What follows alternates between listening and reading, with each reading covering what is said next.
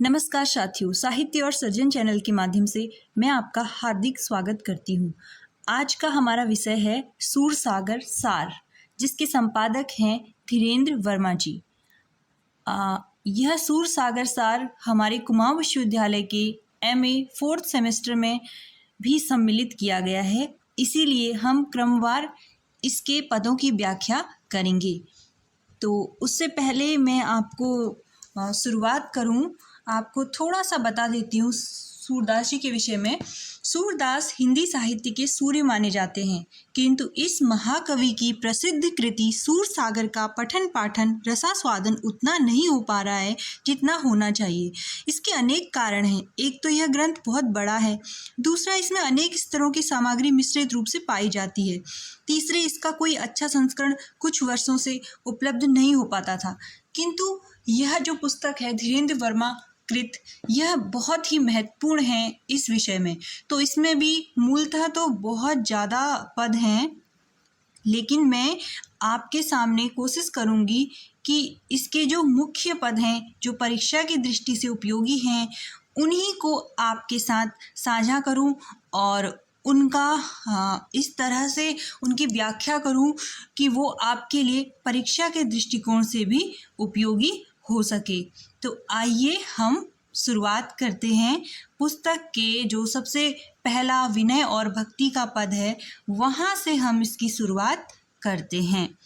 तो पहले पद को मैं पढ़ती हूँ। सबसे पहले, चरण कमल बंदो हरिराई, जाकी कृपा पंखु गिरि लंघे, अंधे को सब कछु दरसाई।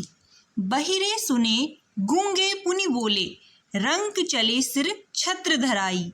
सूरदास स्वामी करुणामय, बार बार बंदो तिहि पाई। अर्थात मैं भगवान के कमलवत चरणों की वंदना करता हूँ, जिनकी कृपा से लंगड़ा पर्वत को लांघ जाता है तथा अंधे को सब कुछ दिखलाई पड़ने लगता है, बहरा सुनने लगता है और गूंगा बोलने लगता है, तथा अत्यंत निर्धन भी छत्रधर अर्थात सम्राट बन जाता है। सूरदास कहते हैं कि ऐसे कृपालु स्वामी के उन चरणों की मैं बारंबार निरंतर वंदना करता रहता हूँ।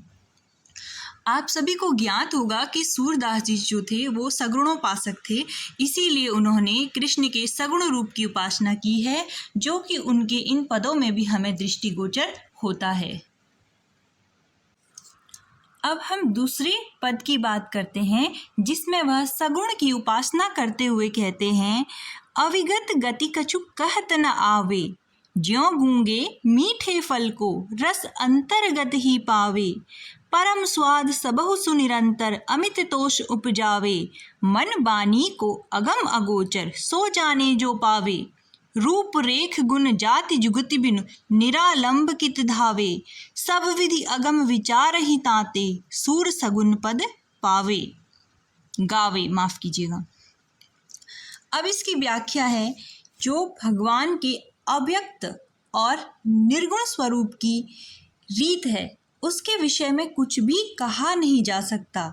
जैसे गूंगे को मीठे फल का स्वाद मन ही मन अच्छा लगता है, ठीक वैसे ही निर्गुण ब्रह्म की प्राप्ति का आनंद भी अत्यंत उच्च कोटि का है तथा निरंतर असीम संतोष प्रदान करने वाला है।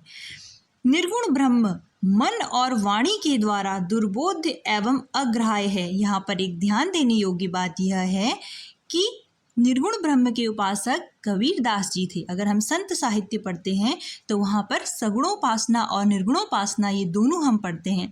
तो यहाँ पर हम सगुणोपासना के जो साहित्य है सूरदास जी का, उसके विषय में पढ़ रहे हैं। तो यहाँ पर वह कह रहे हैं कि निर्गुण ब्रह्म मन वाणी के द्वारा दुर्बोध एवं अग्राह्य है, अर्थात ग्रहण करने योग्य नहीं है तथा इंद्रियातीत है। जो उसे प्राप्त कर लेता है वही उसे जान पाता है। उससे उत्पन्न आनंद तथा ज्ञान की अनुभूति मनुष्य अभिव्यक्त नहीं कर सकता। निर्गुण ब्रह्म रूप, आकार, गुण, जाति तथा तर्क से रहित है। इस प्रकार निरअवलंब होकर मन निर्गुण ब्रह्म के ध्यान में कहाँ दौड़ाएं। अतः निर्गुण ब्रह्म को विचार की दृष्टि से सब प्रकार से पहुँच के बाहर और अगम जानकर सूर अपने पदों में ब्रह्म के सगुण रूप का गायन कर रहे हैं।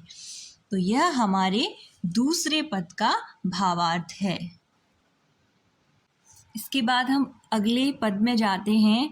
प्रभु को देखो एक सुभाई, अति गंभीर उदार उधति हरि, जान सिरोमन राई, तिनका सो अपने जन को गुण मानत मेरु समान, सकुचि गणत अपराध समुद्र ही, बुध तुल्य भगवान, बदन प्रसन्न कमल सन्मुख हुए, देखत हूँ हरि जैसे, विमुख भय अकृपान निर्मेशु, फिर चितियो तो तैसे, भक्त विरह कातर करुणामय, डोलत पाछे लागे, सूरदास ऐसे स्वामी को देह पीठ सौभागे।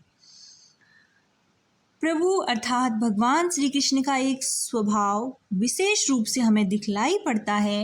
भगवान सागर की भांति गंभीर तथा उदार हैं, ज्ञानियों में सर्वश्रेष्ठों के राजा हैं, अपने भक्त के तृणवत यानी तिनके के समान बहुत अल्प गुणों को भी वे सुमेरु पर्वत के समान महान बना देते हैं तथा समुद्र तुल्य बड़े बड़े अपराधों को भी बूंद के समान छोटा मानते हैं।